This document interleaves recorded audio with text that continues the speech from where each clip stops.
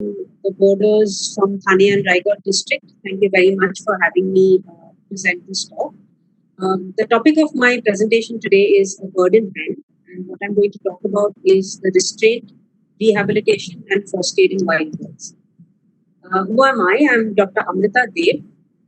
I am a veterinarian, and after my degree in veterinary science, I thought I wanted to work with wildlife. So while I was doing my MBSc surgery, I actually left it halfway to pursue a master's in wildlife management and conservation. And this was at the Wildfowl and Wetland Trust in the UK. And this was a wonderful place because it was an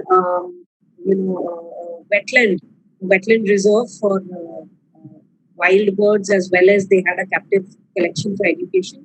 And here I was doing a thesis on the health assessment of grey-lag geese. And really, this is where my interest in avian medicine started. I was fortunate thereafter to move to the Middle East, where I worked at a private research and breeding center called the Al Wabra Wildlife Preservation. And this was another fantastic place because here the birds were kept only for breeding, and they were very endangered and very exotic species. And there were many species of birds and mammals. And perhaps most notably, it was known for the Spix's macaw, the picture on my bottom left, which is extinct in the wild. And Al Wabra had rather the biggest captive collection and was successful in captive breeding it. Okay. So they also had birds of paradise and other. Sorry, excuse me, my son.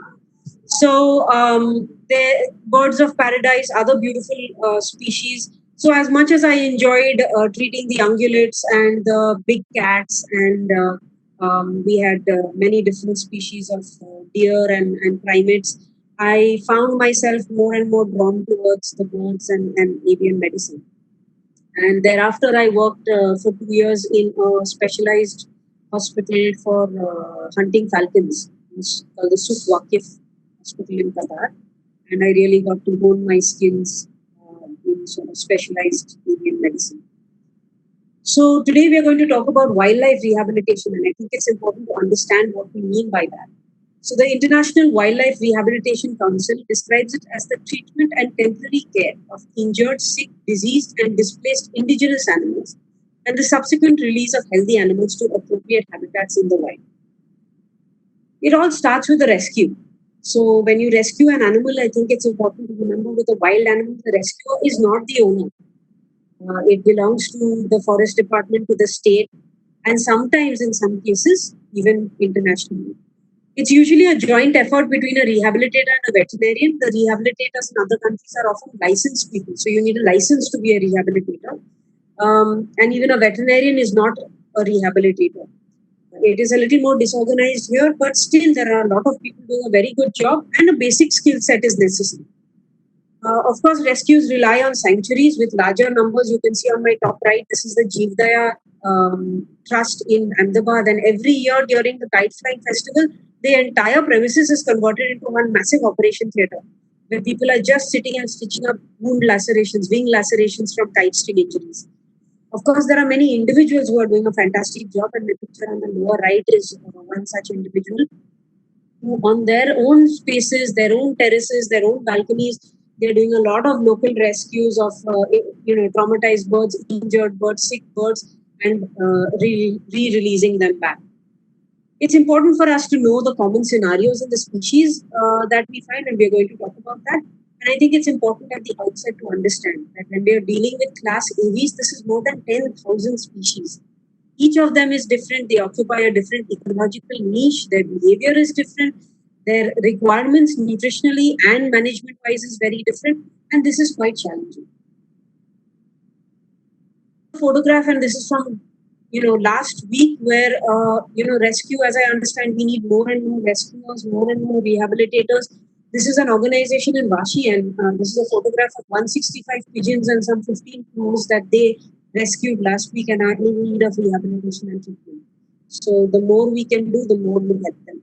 So when we start off, it's important to identify the species. Of course, you are probably being birders better at this than I am. I'm still learning, and I would like to learn more.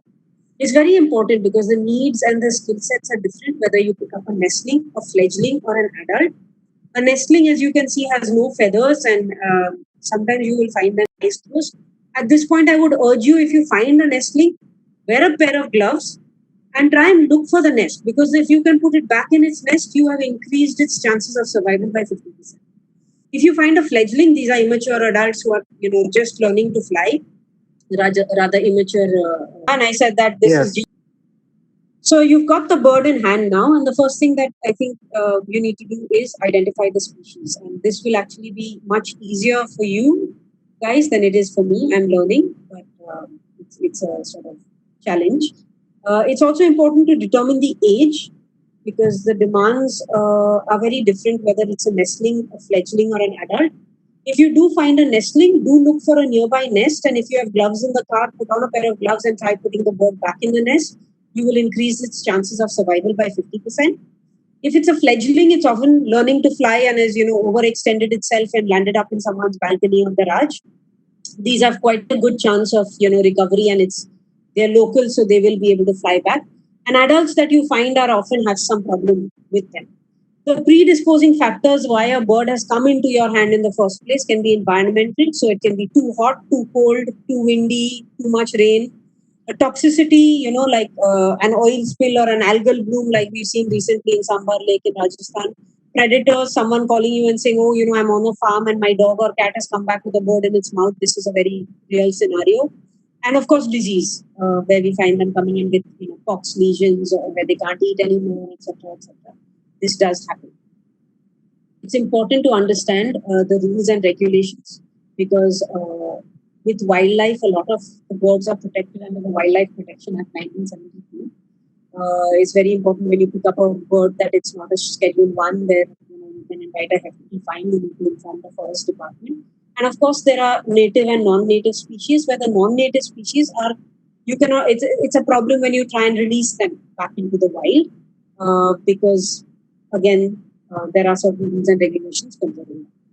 Migratory birds are another sort of category to think about. And the last column in this table is the CMS, which is the Convention on Migratory Species. And India is part of the Bonn Convention, where we did sign this treaty. And so the record keeping, etc., for migratory species, whether you release them, what your treatments are, what your rights are, again differs when they are migratory species. So one has to be a little careful. Is that enough, Pratmesh? What should I do? And of course, disease. In adult birds, if you're finding them being attacked by crows and on the ground, there is a high chance that there is something underlying wrong with this bird. So it's important when I mentioned that the rescuer is not the owner when it comes to wild birds, that there are rules and regulations, there are laws that govern the wild animals belong to the state. There is a Wildlife Protection Act of 1972 that classes the birds according to how endangered they are, and I'm sure all of you are very aware of this. This is a very easily downloadable document, and you must have it with you, because you don't want to, pick up a bird and take it home and then invite a hefty fine. Some of them you need to inform the forest department immediately. Licensed veterinarian. For a licensed veterinarian, usually 24 to 48 hours is allowed to have any bird with you before you inform the authorities. Again, whether the species is a native versus a non-native species has a big impact on post-rehabilitation release. So this is very important to know, whether you're dealing with a native species or a non. Again, it is also the circumstances that surround the rescue, because I get a Facebook message saying that, oh, this bird is sitting on my balcony and he's very friendly and he's almost eating from my hand, and it's an Alexandrian parrot. Okay, so that means it's possibly an escaped pet. So these are things that are very important to keep in mind when you are rescuing, when you are answering calls, when you are triaging, which is what I'm going to get to. And of course, being World Migratory Bird Day, whether it's a migratory species or not, the last column of the picture on the top is the CMS, which is the Convention on Migratory Species, or the Bonn Convention.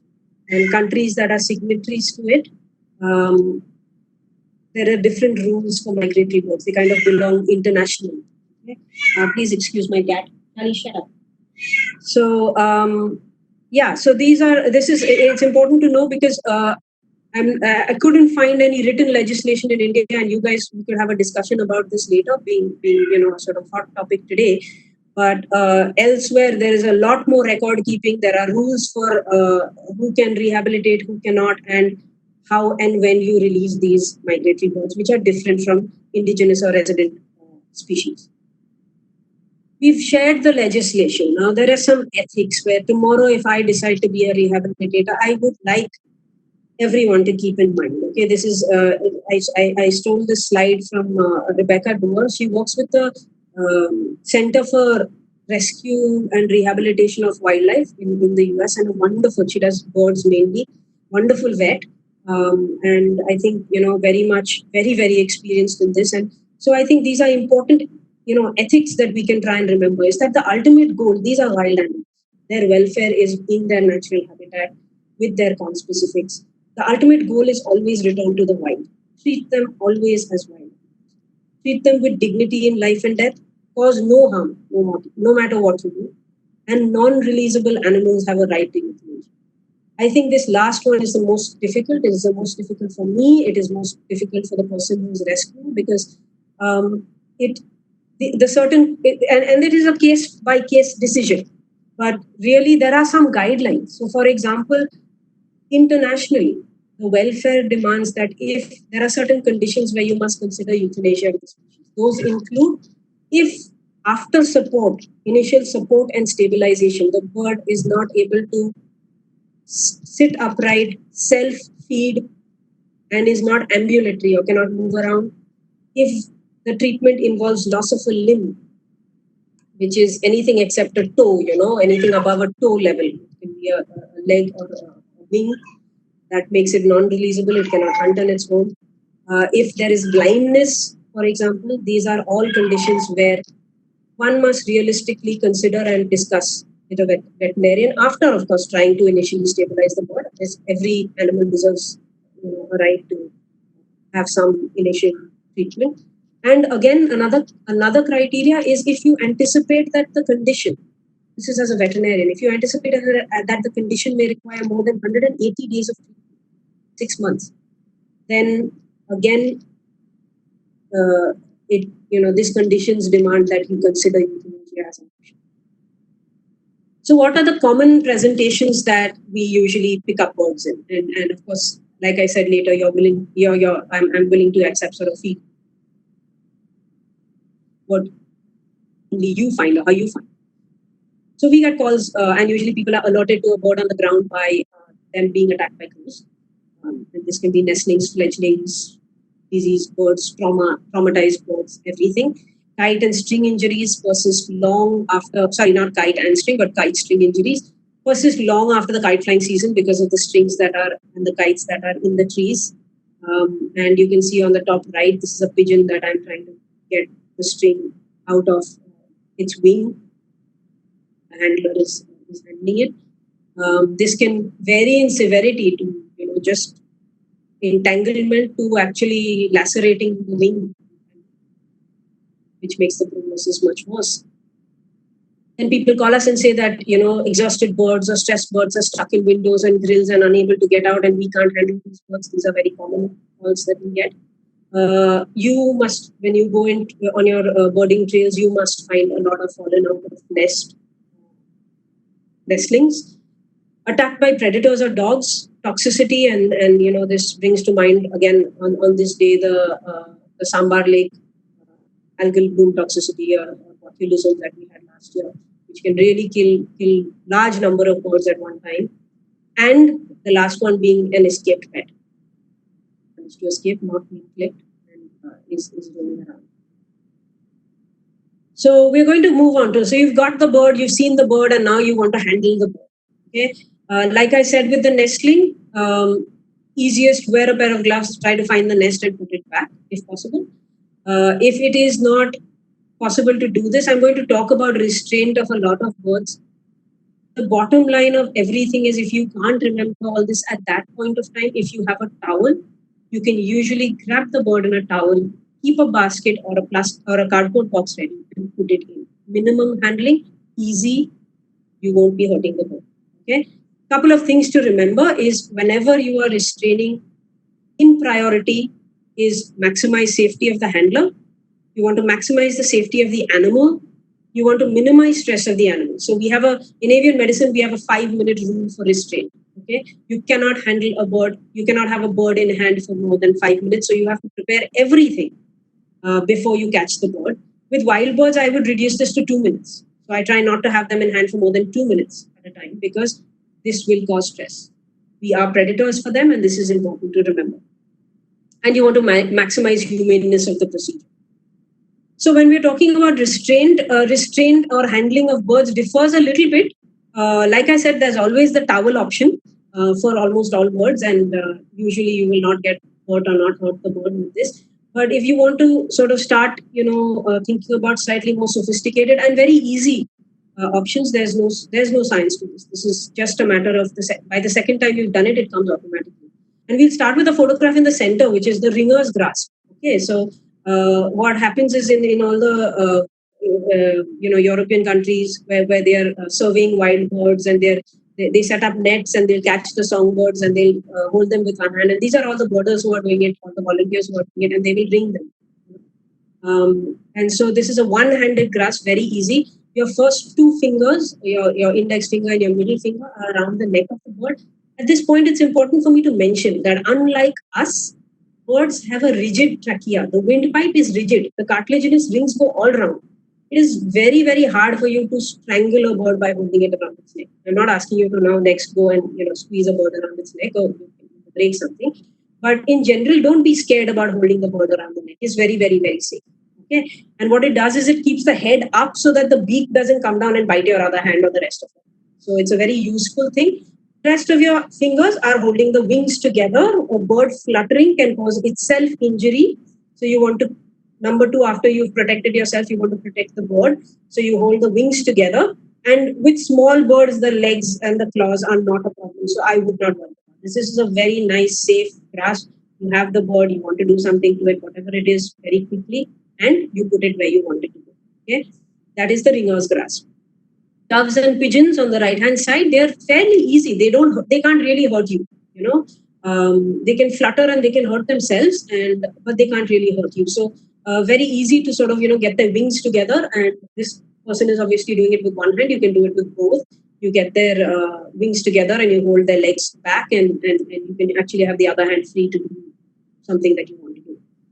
When we're talking about medium-sized parrots, parakeets, you want to actually have a two-handed approach where with one hand you're holding. This is a 3-finger grasp, and this immobilizes the head. So this is actually a perfect grasp for feeding the bird, which I'm going to talk about later.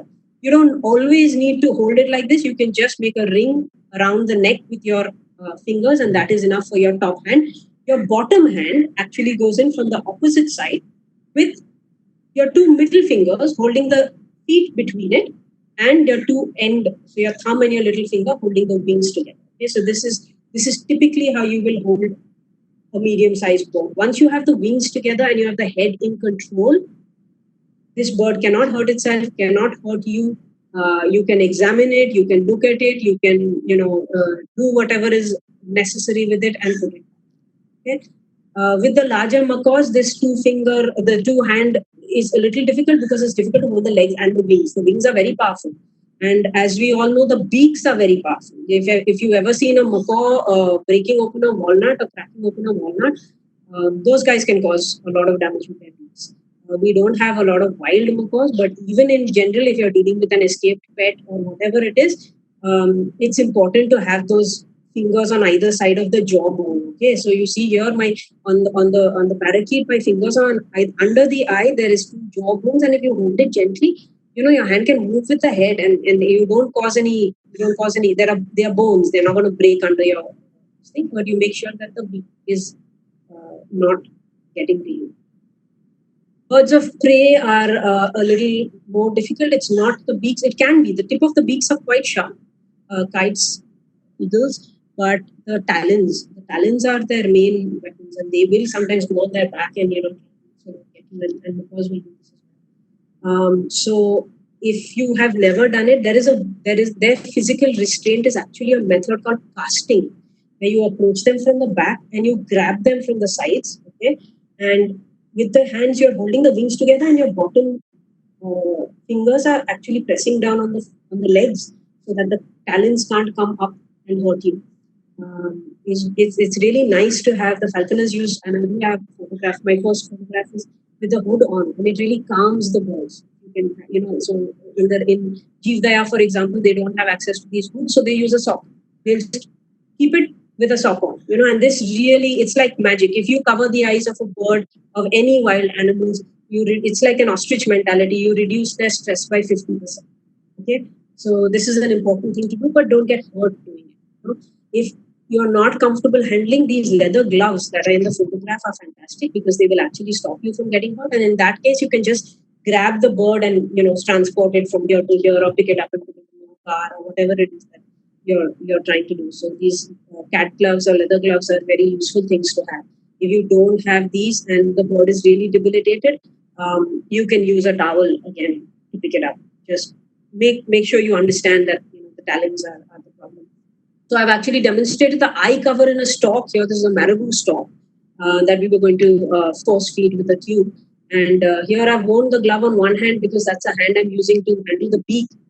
That beak can cause a little bit of damage if it gets to me. And the eye cover is to make sure that it is calm and cannot see, so it will struggle less. It's quite important. It's a very useful saying that says that the best protection for your hand is actually a knowledge of the species, and it holds very, very true for birds because their defenses, they use different things, and it's important for us, if we are going to handle them, to know how they can hurt us. Okay? So moving on to triage. Triage in veterinary, in medicine, means you are trying to evaluate whether it's an emergency or not. Okay? It's something that you will do in a bird before you even touch it. Okay? And what is an emergency? An emergency is if you have severe hemorrhage. Okay? Later on, I will talk about first aid tips and what to do in these cases. If you have a moribund or a recumbent bird, if you have a bird lying on its side, wherever you find it, this is an emergency, absolute emergency. Okay? If you have respiratory distress, so open mouth breathing, this is fluffed up, this is respiratory distress. Or if you have a seizure, the bird is obviously not fine and falling over or having a fit, this is an emergency. So what you can do from far is you can observe mentation, you can observe posture, any obvious trauma and behavior. And the reason that I've got this photograph at the bottom is the other important thing when a rescue comes to us that we look at is we look at the stool. The stool tells a story. The droppings, rather, not the stool, the droppings. Okay. In birds, there are two parts to the dropping. The white part, which is equivalent to mammalian urine, which is called the urates. They have a combined passage called the cloaca for their urinary digestive and reproductive system. But there are different parts to the droppings. So the white part that you can see on top over here, this is not a normal stool, and I'll tell you why. Is the urate part, which is the urine, which is if the bird is drinking water and if it is urinating. And the green part, which is the fecal component, or the stool, which will only happen if the bird is eating and if there is a passage to the gastrointestinal tract. This bird also, you can see, has a lot of undigested seeds in the food, in the droppings, and obviously that indicates some pathology in the gastrointestinal tract. So the stool does tell a story, and it is a very important thing to monitor if you're rehabilitating a bird. So I've got here two videos. I hope they play, and these are just very general videos of two rescue cases from a distance. They've come in like this in wire cages to be able to tell mentation, behavior, posture, and whether you're doing a good job or not. Okay, let's just see if they play.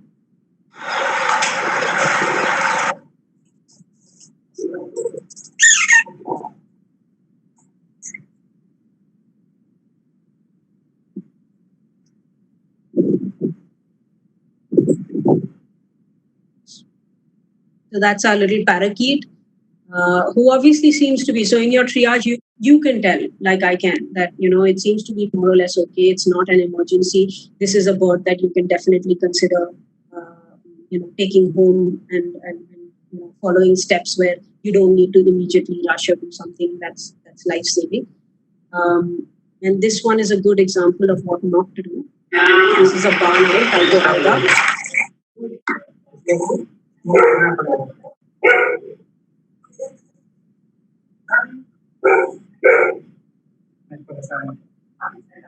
So I kept the audio on purpose. This is a bird who had come to our clinic, and obviously lots of things wrong. The cage is too small. You can see that there is a high chance of it damaging its feathers. It is very stressed. There are no visual barriers for this bird. There is dogs barking, and there are people who are, taking videos, taking photographs, talking near it, stressing it out. So these are all things that we should avoid. Could you all see the videos, by the way? Yes, ma'am. Yes. Oh, excellent. Thanks. Okay. Okay. So going on to stress. So this is what I wanted to show you in that video is stress. Okay. In a wild bird, in your hand or in captivity, presume it is present. Stress in birds is very different from stress in us or stress in mammals. It can kill, can cause shock, and it can kill. Signs of stress: open mouth breathing. You can see in this region here. Increased heart rate, increased temperature, and regurgitation. Okay, but like I said, even if you don't see it, presume it is present.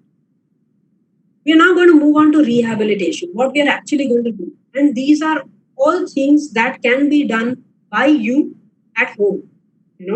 Obviously there are different levels to which things will be effective depending on how serious the bird's condition is. But considering the conditions, especially right now, and even otherwise, the veterinary clinic may be an hour away, they may be, not equipped to handle a bird right there and then. There's so many different things. So there's a lot of things that you can do yourself before you actually get it to the clinic. Okay. So the goals of rehabilitation are very nice and easy 7 goals. Okay, the first one is to reduce stress, to correct hypothermia or heat stress. Birds are ectothermal.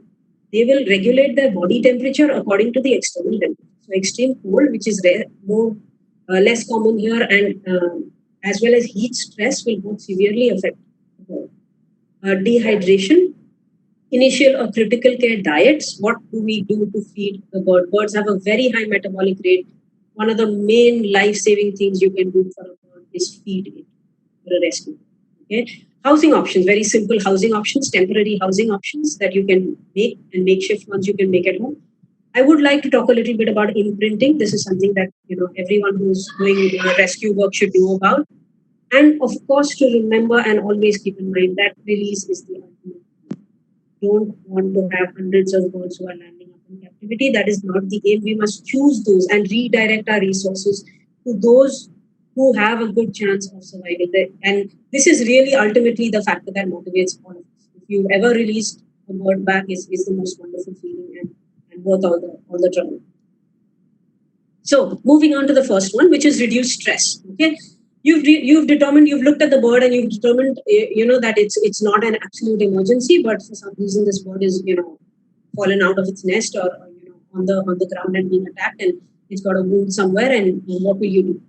You'll put it in a warm, dark area, undisturbed, 15 to 30 minutes. This is the first. Warm if it's not too hot. Obviously, if you've just rescued it at the outside temperatures, 35 degrees or 36 degrees in the hot sun, then you want to put it in a cool, quiet area. Okay. This is the first and most important thing. Really, it is life-saving. We have, I will talk about AICUs later, but this works wonderfully for birds. Visual barriers, to imagine, if that owl had got a little thing like a bed sheet over that cage, it would be a lot less of a problem for a veterinarian. Okay. Away from other animals, dogs barking, cats staring, you are a predator yourself. Okay. Handle as little as possible. I think I've mentioned this. And of course, the appropriate substrate. So if you have a bird who is able to stand upright, then no problem. You can use normal newspaper as your substrate.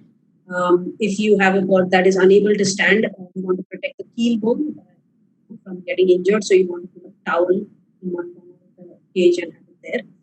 And I've heard from rescuers that they're using this Bach flower remedy called Rescue Remedy as well as Arnica, and with quite good success. All I can say is it is safe if you use one drop of either of these. It's obviously seems to be quite safe in both. So if you have it at home, feel free to use it. If you're using ever these homeopathic medications, then if it is the alcohol drop version, make sure you dilute it in. So we're going to talk about the next step. Your next goal is to correct hypothermia or hyperthermia. Okay. When it is cold or people who live in cold areas, how do you tell? The rectal temperature of birds is quite high. It's 39.4 to 44.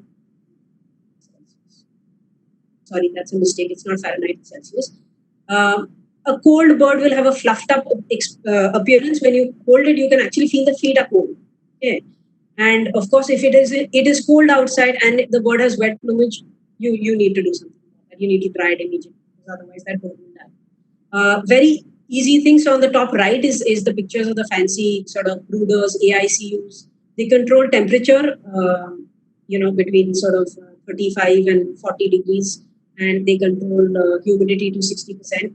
We are very lucky in Mumbai. We have 60% humidity ambient, so this is taken care of for us. But you don't need these fancy things. Okay? So, for example, there's a picture in the middle which is called warm hands. These are basically latex gloves, and you will fill them with warm water. Obviously, you will touch it to your skin to see that it's not too hot. And you can place it under the wings of the bird or around the bird just to provide some heat. Is very, very nice for birds who are collapsed, because birds need heat. Then in those cases, because of shock more than because of ambient temperatures, they will get cold, and that affects the circulation metabolism.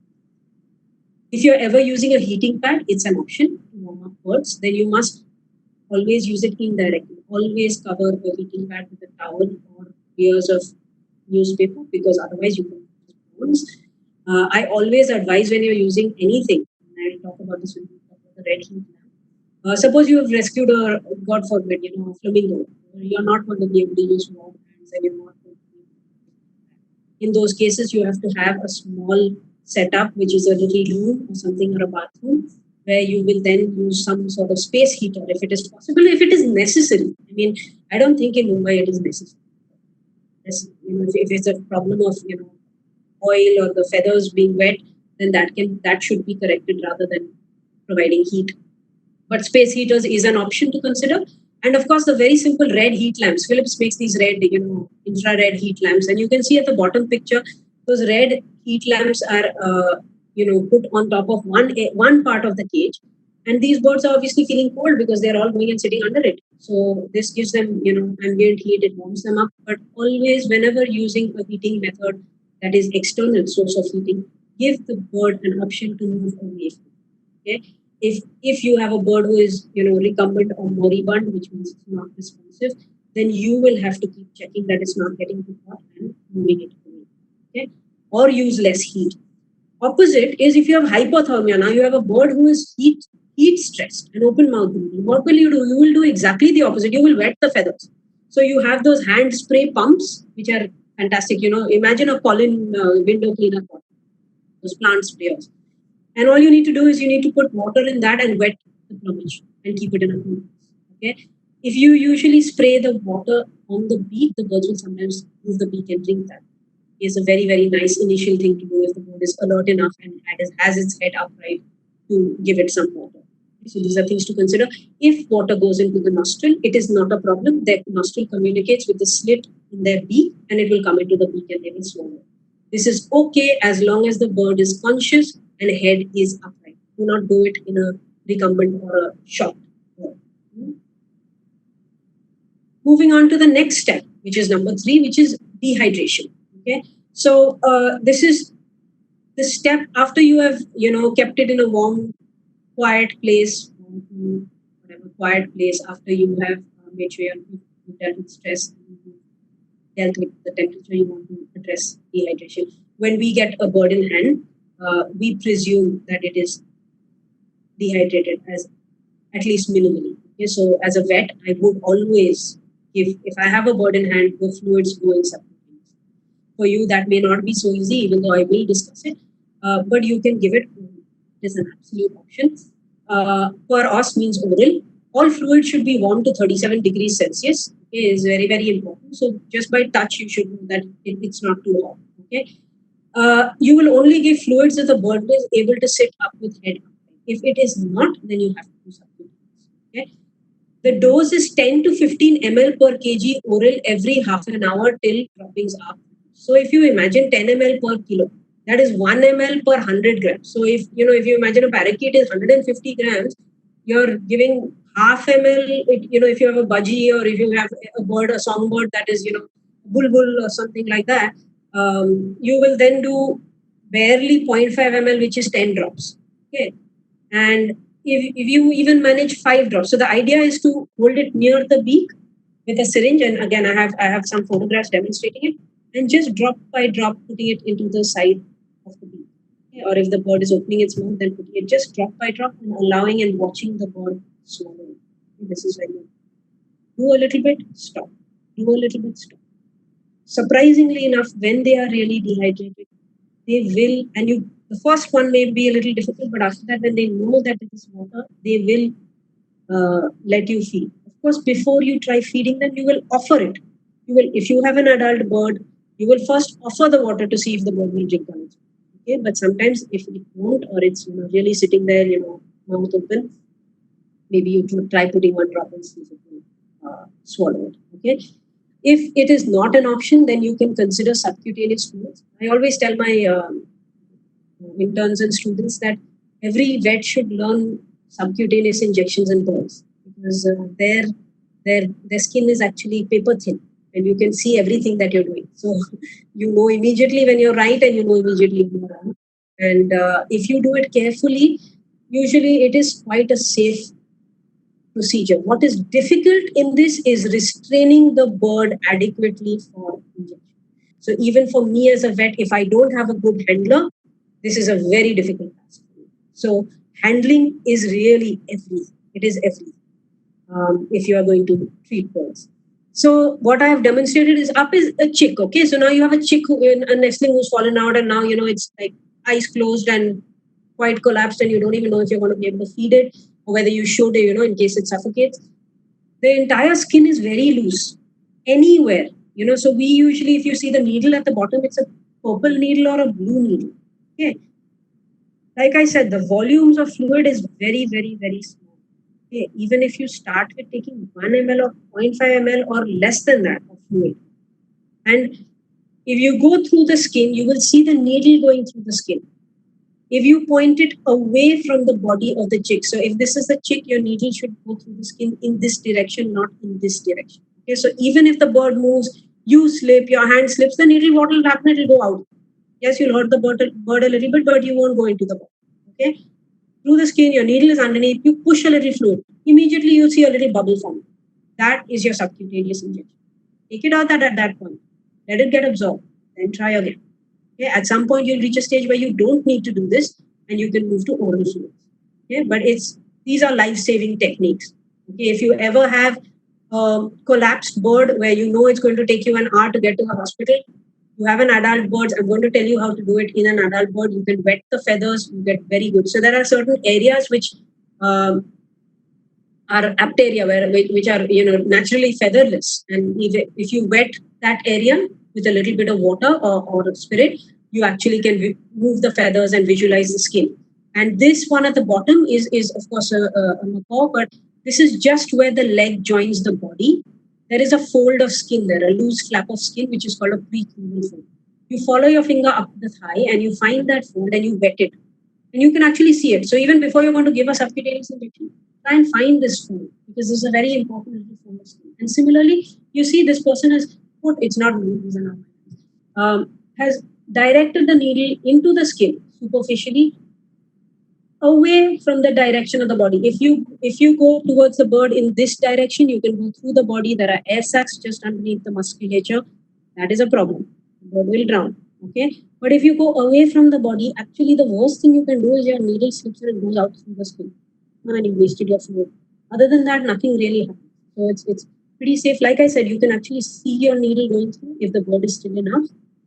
You go through where the tip is at least, half a centimeter through, and then inject slowly, and you see a bleb forming. Okay. The choice of fluid, we have a critical care mix, which is half strength, 5% DNS and RL. Okay. So you use 1:1 DNS and RL, which is the ideal fluid. If you don't have access to this, just NS or RL is fine. Okay. Excuse me. So the fluid rate in birds is quite high as compared to other animals. It's 50 ml per kg body weight. Usually for a mild or moderately dehydrated bird, this is enough to do it once or twice a day. Okay. Subcutaneously. So 50 ml per kg again means 5 ml for a little bird. This is not an antibiotic where you have to give the correct dose for it to have effect. Anything is better than nothing. If you have a bird who you think is not going to make it, give that fluid. Find the easiest place. You can't find this precrural fold. Oh my God, it's too complicated. The pectoral muscle. Okay, the skin over the pectoral muscle. If you go through the pectoral muscle, there's a bone. You cannot cause harm. Okay, you cannot get into the body of the bird. Skin above the pectoral muscle, go parallel to the skin, separate some feathers, wet it, parallel to the skin, give your injection. You can't give big volumes over there, but you can give some. Yeah, and when you see when do you stop? When you see the bleb forming and sort of causing some tension, you want to come out. And if you need to, you pinch the skin a little bit, because otherwise, through the hole you made with the needle, the fluid will drip. Okay. So, like I'm saying, try the oral route first. Try offering the bird fluid. Next, with a syringe, edge of the beak, drop by drop, try that. Okay. All this doesn't work, or your bird is, totally collapsed. It's collapsed, it's not going to move. Find an area of skin, point your needle away from the body, go under the skin. You can still see the needle under the skin. Make your little bubble. Okay? It's very safe once you've done it. So that was dehydration, and we are now going to move on to initial diets.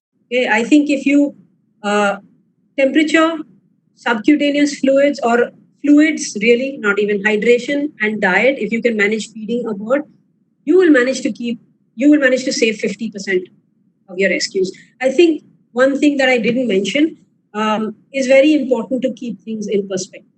Okay? So, for example, when you're doing rescue work, there was a big study that was done quite a while ago by the Smithsonian Institute that estimated that in wild nestlings, there is a natural mortality rate of 34%.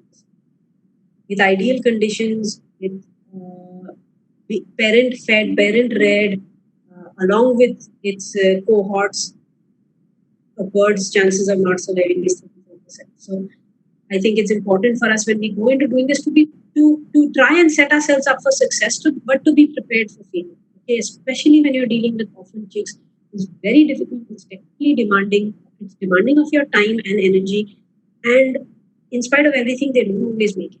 Okay, so I think it's important to realize that every bird deserves a chance. So don't stop trying. Don't get disheartened and say, "Oh, I'm not going to do this anymore."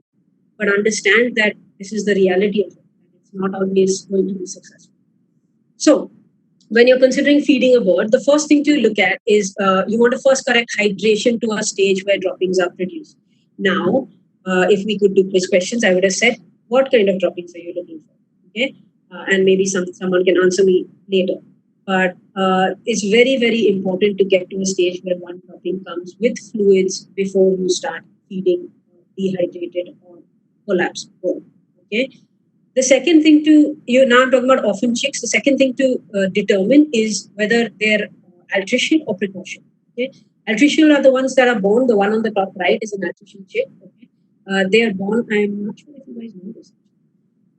They're born without being able to look after themselves. Okay? So they're very, very dependent on parental care. They're often born with their eyes closed and not very ambulatory. So they need much, much more care. Okay, precocial chicks are your waterfowl, the ground nesting birds. They're born and they're walking around, and so they are often able to sort of open their beaks and ask for food, and you just need to provide them the food. They tend to be much, much easier to handle. So again, the age is very, very important, whether it's a nestling or a fledgling or an adult. When you're looking at really young birds, usually, if your eyes are closed, there are no feathers, you're looking at less than 1 week, maybe less than 2 weeks in some species. If you're looking at eyes open pin feathers, they're usually 2 weeks or older, and a little more sort of hardy. Species and feeding frequency differ a lot. So your artificial passerines, for example, sometimes need to be fed every half an hour. You make sure when you're rescuing that you or whoever is taking the responsibility is prepared for this. There are feeding schedules that are usually available online, which are quite nice to follow. I will give you some basic guidelines, but feel free to look up particular care for those species when you have rescued something. Okay.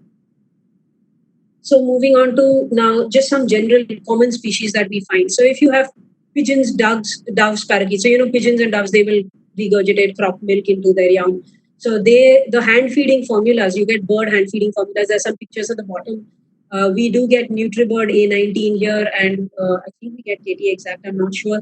We in the clinic actually dispense them in Ziploc bags because nobody wants to buy the big dabba, for $1,200. So whenever they come in, we say, look, take this and feed this, because it's like bird Cerelac. Okay. Should you not have access to this, baby food purees, okay, in the shop. So all your fruit purees, vegetable purees, your Cerelac, this is an option. Okay, it may not. Honestly, the feeding makes a big deal. I mean, makes a big difference. So good quality feed does make a big difference.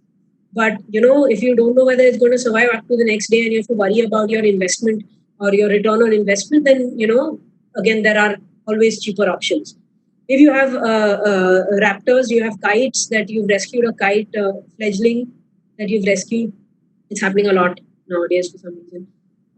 Meat, eggs, okay, pet food. So we have a critical care food for pets called Hills AD that works just fine. Okay. Precocial chicks, mealworms. Mealworms are great. So there are a lot of the pet shops and the aquariums, pet shops. They are providing mealworms. You can buy mealworms. There is some controversy to earthworms and what they sort of ingest in their body. So they are not ideal.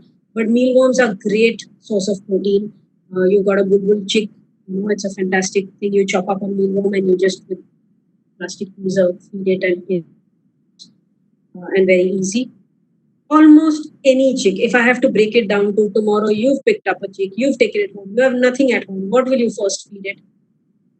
60% puppy food. So they're talking, of course, you can buy Hills AD, but they're talking about the kibble. If you have puppy or kitten kibble at home, the biscuit, you soak it in water, okay, make it into a Cerelac like consistency. 20% boiled egg, you boil an egg and really chop it off very fine. And if you can do a 20% mealworm, if you have, great. Mix this up into a blender and feed it with a syringe. This is your ideal diet. Or if you want to feed pieces with a forceps, this will do. They need very high protein when they're growing chicks, so this will work for almost any species. If you know that the like a bulbul that it presents fruits as well, then nothing wrong with pureeing a fruit or machine of fruit and offering this as well. Of course, if you want to feed an adult, you want to offer a natural diet, you can blend anything. You can blend fish or herring. You can blend meat. You can blend egg. You can make the soft boil the egg so that the yolk is runny. You can blend fruits, vegetables, and offer. They should have closer to their natural diet. This requires a little bit of research, but as a first off, it's a good option to have these at hand. Feeding, the actual feeding, right? So, like I said, plastic disposable forceps, those little forceps that are very, very useful. I do have photographs of example in this. A syringe and feeding tubes. So, you will start at some point feeding, right? This is a chick being fed. You go from the side of the beak and put one drop at a time, much like you do, and allow it to swallow. Okay. What you want to monitor if you're going to be feeding birds? You want to monitor crop empty. Every time you feed, before you feed, the crop, which is the stomach, and I have a photograph of it coming, it should be empty, okay, before you feed the next feed. If it's not empty in 4 hours, there's usually a problem. Okay. Of course, in an adult bird, for example, like a kite that you've rescued, it may need to eat only twice a day. So you can wait for 8 hours. But if you've waited for 8 hours and it hasn't emptied, there may be a problem. Okay. You want the abdomen or the belly to always be soft. It shouldn't be hard, turgid, that's not good. You want to monitor the dropping with every meal. means something is passing through. Now that you're feeding solids or food, the green part must start. Okay, and of course, if you're going to have a chick that you're doing for a long time, then you want to have a weight gain. You want to have measure weight gain. You must have one of these little kitchen scales where you monitor the weight gain, and by daily it should increase, and it should approximately double in 5 days. Okay, in the initial months. So just a photograph. So this is a nice birds of paradise photograph, because you see there the first stage where the chick is in a matchbox. The second stage where it is being syringe fed drop by drop, probably a nesting food or a critical care food. You see the chick where it's gaping very nicely. So the advantage when a bird is gaping is that it automatically closes the windpipe or the glottis. So you can't risk so you must wait if you can. And sometimes, if you just stimulate them on the side of the beak and they know you, which is again a problem with imprinting, then they will start gaping when they hear you, or, when it is time to eat. Okay. And they close their glottis and they wait. And you imagine the mother is just dumping the food. So the food pipe is quite big. So you just need to take bits of food or your syringe or whatever and put food there, and they go, they sort of move their necks, and it will automatically they swallow. Okay. So it's really easy to feed them when they reach that stage where they are, gaping, and or the species that do gape. Okay. And as they grow older, here is the chick being fed with a forceps, and it's able to eat and swallow absolutely on its own. So on the right, on top is the equipment that you will use for a songbird, okay, for a passerine, because the tube, it's a small one. The tube is flexible. With the syringe, you attach it, and if these are available. These are actually we get these feeding tubes and of different sizes with a syringe, and you sort of attach it and put this end down into the bird and feed the bird. And it's very safe. I'll tell you how to do it. But if you don't have access to all this, what we use very often in the clinic is you get the butterfly infusion sets. And what you do is they have this part with the tube and a butterfly needle at the end. And you just cut it somewhere along this link, put a little heat so that your edges are not abrasive anymore. And you attach the syringe at the back, and this makes your perfect little feeding tube for a little chick or a little bird who's not able to self-feed as a temporary measure. So at the bottom, the photograph is the stainless steel crop needles, as we call them. You see a little bulb at the end. So this is to make sure that you don't hurt the bird when your tube these are meant for feeding. And we use them a lot. We use them a lot in the parrots and birds who will. So if I'm feeding a kite, for example, and I put my finger into the commissure where the two beaks meet. This is a soft part. Okay, it keeps my beak open and they can't hurt me. And so I can use any tube. I can use the soft tube. I can use the red rubber tube. I can use this tube. That's not an issue. But if I'm feeding a parakeet or a cockatiel, then their beak ends up till here are very sharp. So if they bite down on my soft tube, they will swallow. And that's another problem. Or if it disengages from here, and we get African greys who come in who have the breeders try to feed them, and this whole tube is stuck in the crop. So in those cases, I would use the stainless steel crop needles. Okay? You do get them on Amazon, different sizes, and they're quite reasonable. So if you find in 3 months this is something that you're doing regularly, then it's worth investing in that equipment. There is a lovely video on hand feeding on LaFeberVet.com. So Lafeber and Katie, these are the big, food companies, bird food companies, and they have a lot of educational material on care of birds, rescued birds. I urge you to go onto their websites to have a look. They have a lovely video by a very senior avian veterinarian of hand feeding or gavage feeding, as it's called. And so watch that video a couple of times before you're actually going to do it. But what I'd like to run you through is step by step what you're going to do and what you should be careful about. Okay? So that when you actually do it, if you follow these steps, like I said, birds are easier to feed than most animals. If you understand, if you take care of your hand not getting bitten by the beak and where you place your tube, it's easy. So on the right hand side, this is a photograph of a pigeon. Okay? And where are we on time? Missed it, okay. So this is a photograph of a pigeon, and you can see that there's two tubes going down the neck. Okay, one is the windpipe, which has got the striations or the lines, and the other one is the food pipe. And this food pipe goes directly into the crop. The crop is this first stomach, which is sitting there, on the neck like a little balloon. And it is like a little balloon. It deflates when it's empty, and the food goes down to the second stomach, which is the proventriculus. And it inflates the minute you feed the bird. So this is our indication. It sits here, right here for the bird, and it gets full when you feed, and it gets empty when the food's gone by. Okay, and it's gone down to the next stage. So that's where you want to reach with your feeding syringe. You don't have to reach all the way down the esophagus into the crop.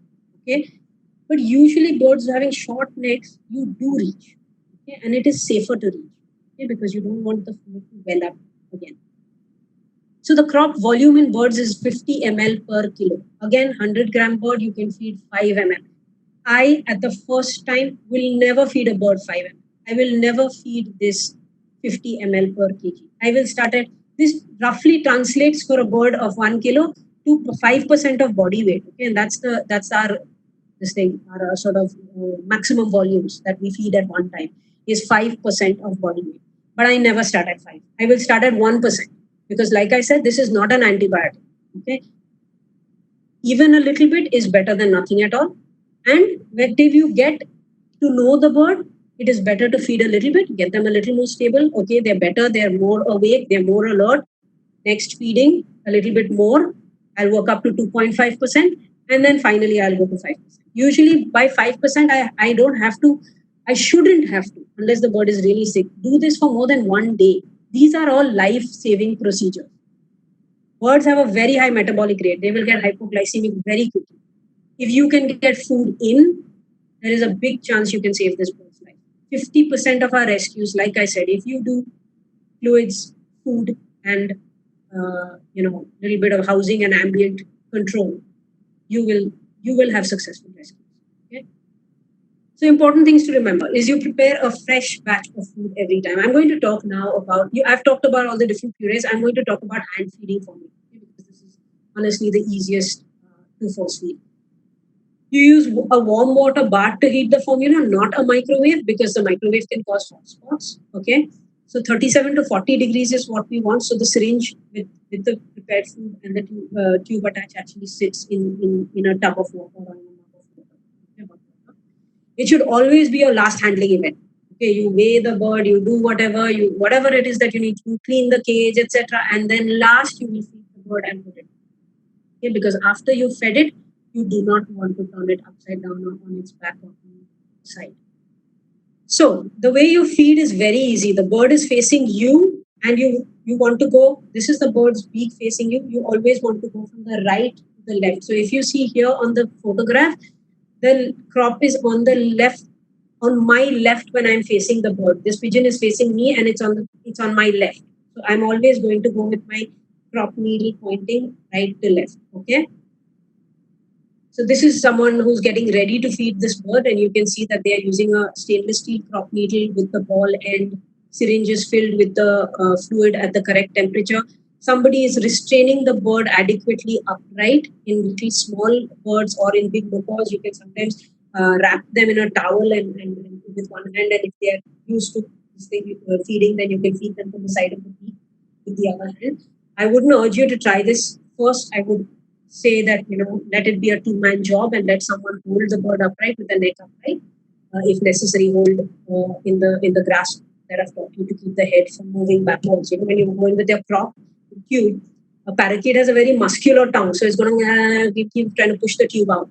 Okay, and you don't want the head shaking and you shaking your hand. So whoever's holding the head, hold it straight, keep the bird upright, facing you. You're always going to go right to left, your right to left. Okay, so not the bird's, your right to left. Okay, and you want to make sure that the crop is empty. After you're done, put the bird back immediately. These are good photographs. So, for example, you can see the macaw at the bottom with the tube inside. When the tube is inside, you want to be holding where it attaches to the. You've gone all the way down to the neck.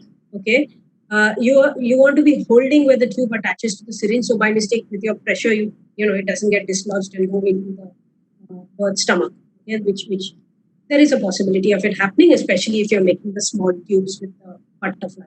Okay? And you want to slowly and gently push your fluid down. You've calculated the volume. You want to give it as smoothly as possible. Finish pushing it in and pull out the whole thing and leave the bird to rest. Okay. So the picture on the right shows actually the tube going into the crop.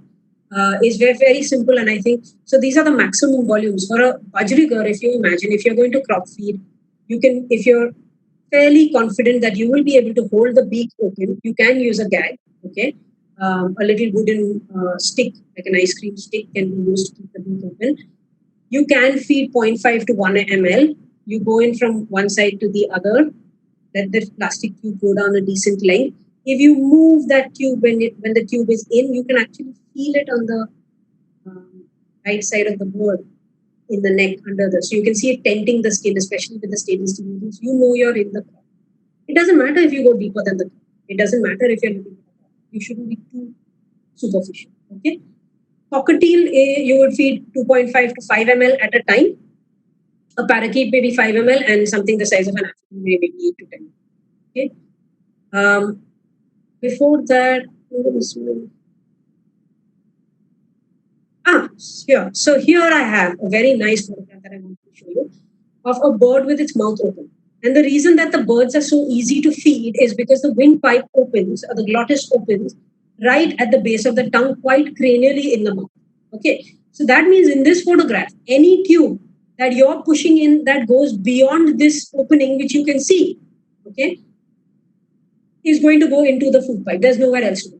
So as long as you're, and it's actually really hard to go into this pipe. Okay, so unless you're putting your crop tube in the mouth and putting a big volume where it can then go into the windpipe, as long as you're going beyond the windpipe and down, you will be going into the stomach.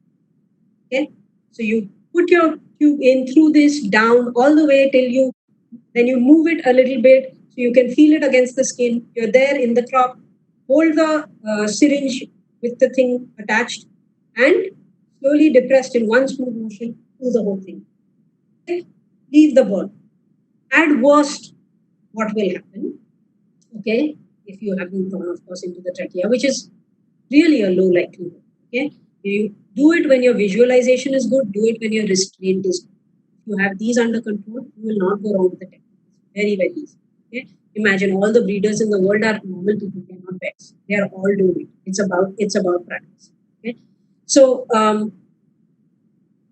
yeah, so the things that can go wrong. Okay, simple, easy things. So sometimes when you've done this, okay, and especially when the bird is dehydrated, they tend to regurgitate. So it will all well up and come into the mouth. No problem. You leave the bird to stand on its own. It will shake its head and clear out the mouth. If need be, wipe on the side if it will let. Okay, otherwise, let it be. They take care of it themselves. Automatically, when the fluid comes up, they will close the valves. Okay, unless they are really, really, really sick. That's one of the things that can happen. Just let them clear it out. Let them take care of themselves. They'll sneeze. What you mustn't want to hear is when you're taking care of a nesting, like when it's breathing, like this little, like we call it as a strider. You don't want to hear this breathing sound, okay? Because that would mean that then fluid has gone down the wrong way. Reassess what you're doing. Try not to feel it. If you ever have open mouth breathing, this bird is in respiratory distress. Do not feed this bird till you have calmed it down, till it is breathing normally. Because if it is gasping for air, it will aspirate. That means it will go into the lungs, the food, and you have a problem. Okay. So talking about housing, yeah. So this is a lovely temperature-controlled aviary in Alabra where I used to work, where they used to house ibises and spoonbills and allow them to fly around. Your options at home are, of course, the cardboard box, lots of little holes. Don't forget to make the holes, or a shoe box with newspaper. Cat carriers work well. If you have a kite, for example, you may tear through, or anything, you may tear through a cardboard box. Put it in a cat carrier with a towel inside for the time being. Okay? Modified aquariums, plastic tubs of different sizes. If you have a nestling, you want to have a rolled towel or paper around it to give it that support to sit. So the little cups with towel lining work quite well. Okay, it also keeps them warm, and they like to have contact, so it works really well. Again, visual barrier. So this one photo at the bottom is not the greatest photo, but the reason that I really like it because it's makeshift and it covers everything. So it's obviously for an adult bird. It's got a branch in there, which is a perch. It's got a cardboard box, which is a hide. So if you have if I'm going to keep that owl, for example, and I'm going to rehabilitate the owl that you saw in the video earlier, I want to make a hide for it. I want him to go and be able to hide in the dark. This is his defense. This is his safety. There's a nice wide water bowl which can be accessible. There is nice soft toweling because obviously maybe this bird, whoever they want to put in there, is not perching very well. And you want to offer food and water. Okay, and there is in front, you can cover it with a bed sheet or a towel so that there is a visual barrier and it's not disturbed, and keep it in a quiet place where it's not being stared at by a cat. So really nice, easy to do makeshift options to your incubator that work very, very well. Okay. Very important not to cause feather damage if possible in birds. So in a kite, if you have it, you want to be able to provide a little perch, something that it can sit on inside a cage that is big enough. So later on, it requires the feathers to fly, even in the owl, for example. Light and sunlight. So a lot of their feeding patterns, growing patterns, their calcium is metabolized, or rather their vitamin D is metabolized to an active form in sunlight in birds. Natural, unfiltered sunlight is very important. Half an hour in a day, maybe you can do 15 minutes, not absolutely hot where it's going to get dehydrated and hypothermic, is a very good idea if you have birds in your care. Okay? Do think about that. So these were mainly our goals, okay, for rehabilitation. I do want to mention imprinting. So elsewhere, I know when I have worked with rehabilitation, we had to have a 14-day cutoff for chicks in care, wild chicks in care, where after that rehabilitation becomes an issue because they imprint. Okay, so the wild birds, the chick, when it opens his eyes, looks at the mother and says, "Okay, this is who I am." Okay, the first day looks around at the chicks and says, "This is who I am." So that's what imprinting is. Okay, so professional rehabilitators, you can see the one on the right. This is a cormorant costume that they use in this Center for Rehabilitation when they're rehabilitating cormorants because they don't want them to imprint, they want them to go back to the wild. So this is really important that even if you don't replicate what the animal looks like, at least you don't want them to. You want to maybe cover yourself so they don't imprint on humans.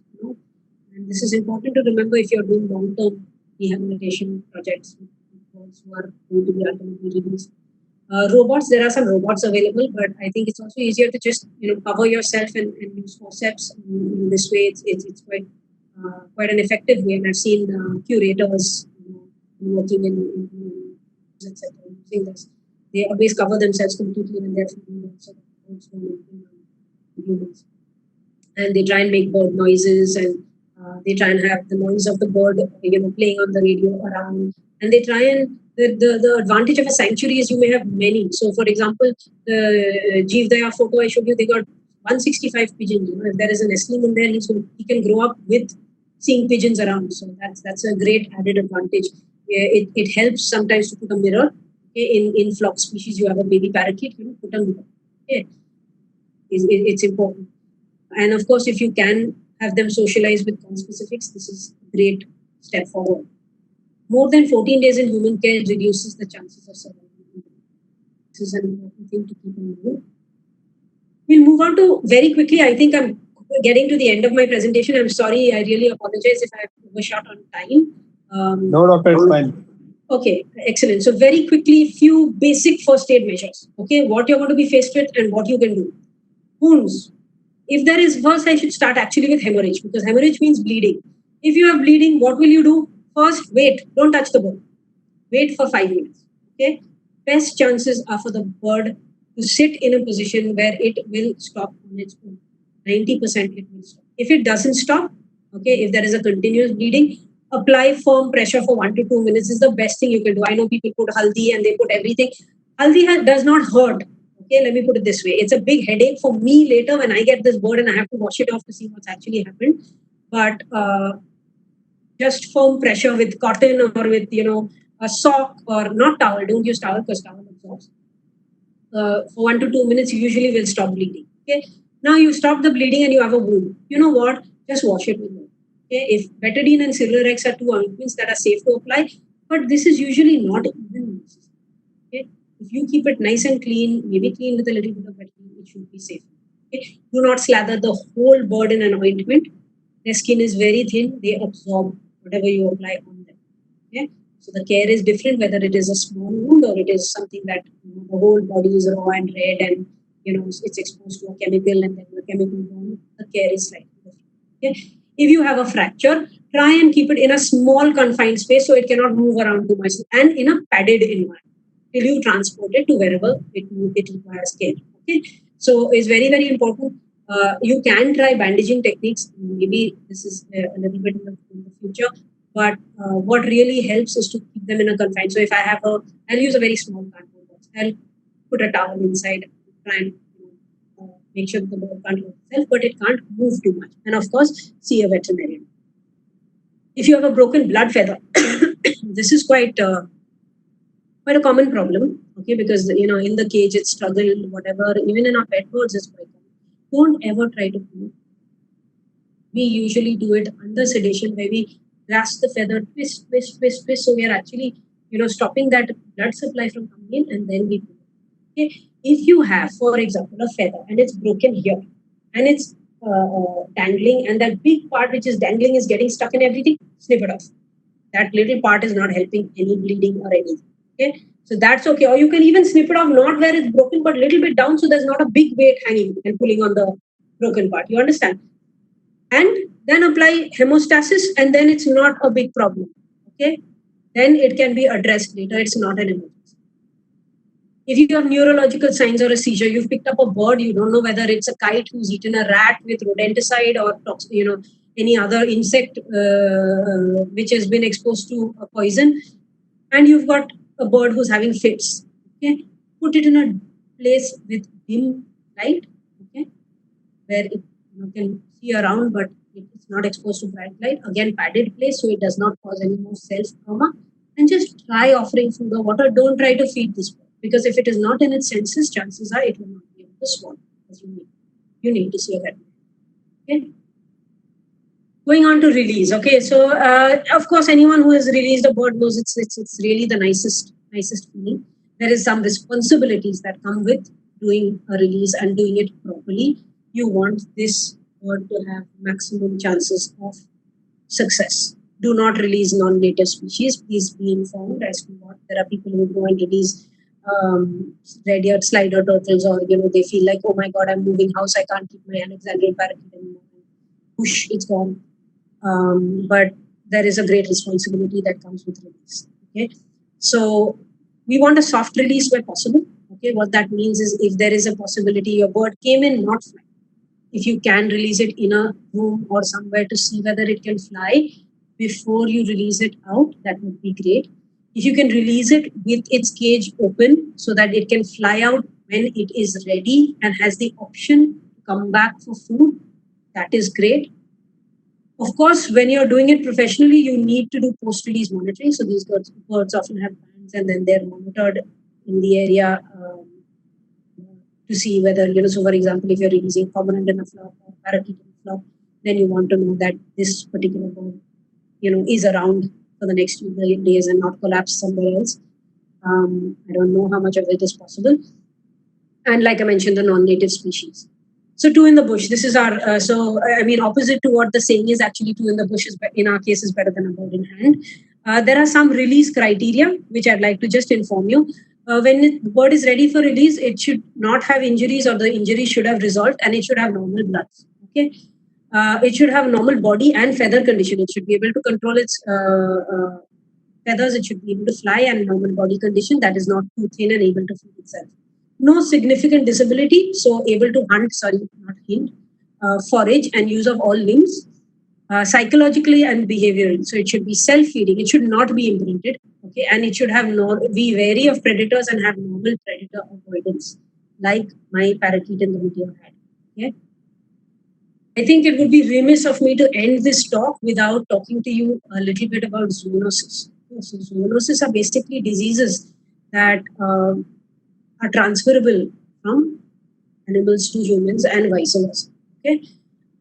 There are certain prominent zoonoses, and very interestingly, last year, WildVets, the clinic that I work at and actually own, we did a project where we, along with a pet biotech, which is a PCR laboratory, and Pranidhi Diagnostics, they do a lot of DNA feather sexing, the feather DNA sexing, and they have some molecular diagnostics as well. And we just did a survey of, 25 to 30 rescued birds to see what are the diseases that our free-ranging or urban feral population has, that is carrying. And I'll report to you only the zoonotic ones, and it was quite interesting. So we found chlamydiosis. So chlamydiosis is quite common in parakeets. Okay. We also found it in a barn owl and pigeon. It causes mild upper respiratory symptoms in humans. So this is something to be careful of. Wherever we can use gloves, I think it is important to use gloves. Okay? At least till you know that your bird is well. So we also found that kites, owls, and crows were also positive, which for avian tuberculosis, which was very interesting. We tested, I think, 2 species of avian TB. Avian TB is transmissible to humans. It is a threat. It does require close contact, especially fecal-oral contamination. So washing hands and your personal hygiene when you're handling birds, when you're cleaning cages, is very, very important. It is very much present in Mumbai. We did not, thankfully, detect avian influenza. I don't know what we would have done if we had. And Newcastle disease, which is a paramyxovirus, I'm sorry, which can cause some symptoms in humans as well. We found this in a quail, Asian quail, and a pigeon. Okay. So with this, I'd like to end, and I'd like to say thank you very, very much. I hope in a small way I have at least not scared you, but encouraged you to start trying a little bit of these. You don't have to go from 0 to 100, but every time you have a new bird, try a new technique, to talk to your veterinarian, to even if you don't have, an avian veterinarian close to you, to let them know that, listen, if we are giving subcut fluids, can we do 1:1 RL and D5? Dr. Amrita said this is a good idea.